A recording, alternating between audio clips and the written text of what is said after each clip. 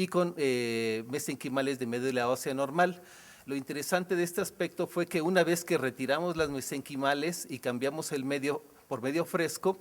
la expresión se restableció en las células tumorales, la expresión de moléculas de histocompatibilidad se restableció en estas células tumorales. Analizamos la expresión total de moléculas como de alelo específica.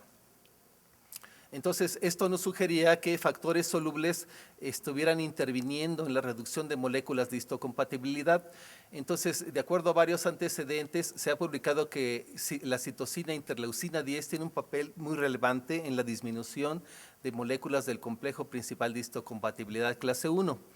Entonces, basándonos en varios estudios, lo que hicimos fue analizar el contenido de interleucina 10 en los cocultivos de células mesenquimales con las células tumorales.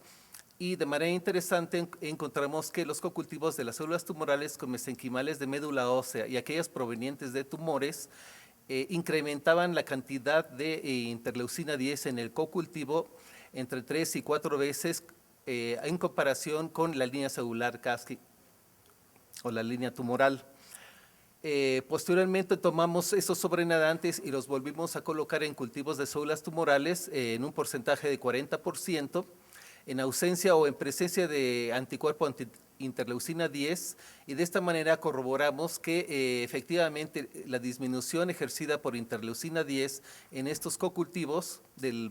que se producen en estos cocultivos fue restablecida cuando se adicionó antiinterleucina 10 en el cocultivo, en lo cual nos sugiere entonces que interleucina 10 tiene un papel importante en abatir la expresión de moléculas clase 1 en las células tumorales. Y finalmente, el experimento que nos dio la pauta de la protección, las células tumorales que fueron cocultivadas con las diferentes mesenquimales fueron retadas con linfocitos específicos y observamos que aquellas que habían sido cocultivadas con mesenquimales de médula ósea o de cáncer o mesenquimales derivadas del cáncer cervicouterino protegían a las células tumorales del reconocimiento inmunológico mediado por linfocitos citotóxicos. Y cuando habíamos adicionado antiinterleucina 10 en esos cocultivos, no sucedía ese efecto. Entonces, en conclusión, este trabajo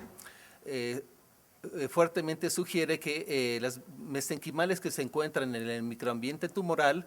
no solamente tienen un apoyo de soporte en las células tumorales, sino a través de factores solubles como interleucina 10, pueden influir en la célula tumoral para disminuir o abatir la expresión de moléculas de histocompatibilidad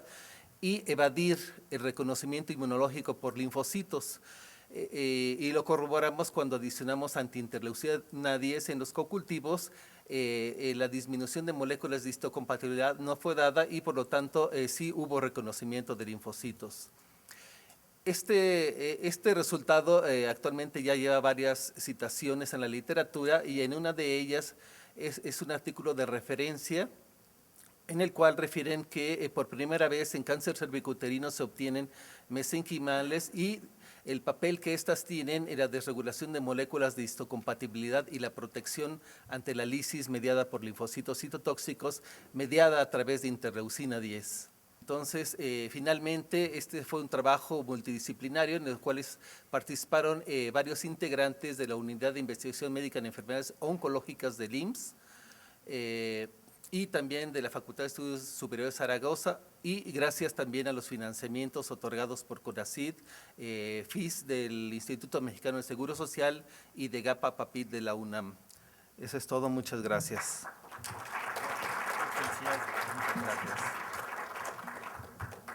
Muchas gracias. Y el tercer lugar del área básica del Premio Sánchez Medal se titula Adult but not Neonatal Human Lymphoid Progenitors Response to TLR9 Ligation by Producing Functional Natural Killer-like Cells, de los autores Vadillo, Dorantes Acosta, Arriaga Pisano y colaboradores, y presenta a la doctora Pelayo, por favor. Buenas noches y muchas gracias nuevamente por el reconocimiento. Es un trabajo de colaboración internacional que tiene sus inicios durante mi estancia postdoctoral en Oklahoma y ha sido muy bien explotado por Eduardo Vadillo en el laboratorio. Comenzaré diciendo que todos los estadios de diferenciación de la hematopoiesis que se llevan a cabo al interior de la médula ósea son finamente regulados. Y a partir de la célula troncal, discúlpenme. A partir de la célula troncal en donde tenemos propiedades únicas dentro de las que se incluyen la capacidad multipotencial, se van restringiendo todas las decisiones del linaje, de manera que en el último estadio o en el último compartimento dentro de la médula ósea o el estadio de precursores, básicamente la capacidad de generar células ya es unipotencial. Y básicamente también la capacidad de plasticidad y de regresar a estadios anteriores de diferenciación es muy reducida. Ha estado en el ánimo de la investigación desde hace 50 años que fueron descritas por primera vez las células troncales hematopoyéticas, la pregunta de cómo influencian los componentes microbianos y virales y todos los componentes de daño que hay en un individuo enfermo, la hematopoiesis desde sus inicios. Esta pregunta fue respondida gradualmente, ha sido respondida por varios grupos de investigación bajo diversas circunstancias de infección y de patologías, gracias a la descripción de los receptores tipo TOL. Estos receptores están en prácticamente todas las células del organismo, pero mayormente en las células de la respuesta inmune innata, y reciben señales del exterior porque reconocen componentes muy específicos, consecuencias específicas que se encuentran ya sea en los microbios, incluyendo patógenos virales y patógenos bacterianos y helmintos inclusive, o reconociendo moléculas de daño que son generadas por células bajo estrés biológico o bajo la enfermedad. Y entonces la cascada de señalización que se genera tras el reconocimiento de estos componentes es compleja, pero culmina eventualmente tanto en la producción de interferones y de moléculas asociadas a proinflamación como en otras moléculas de estimulación celular. Particularmente en el laboratorio de Paul Kincaid en Oklahoma, se utilizó el modelo de la linfopoiesis, a partir del cual una célula comprometida a la diferenciación linfoide es expuesta a ligandos de estos TLRs, es decir, tratando de emular una infección o por lo menos un toque o una comunicación con componentes microbianos, y se investigó si la capacidad de diferenciación se modificaba. Y entonces así vemos que el herpes simple, que tiene muchos ligandos de TLR9, es capaz de interactuar con células muy primitivas de la hematopoiesis y a expensas de la producción de células B, producir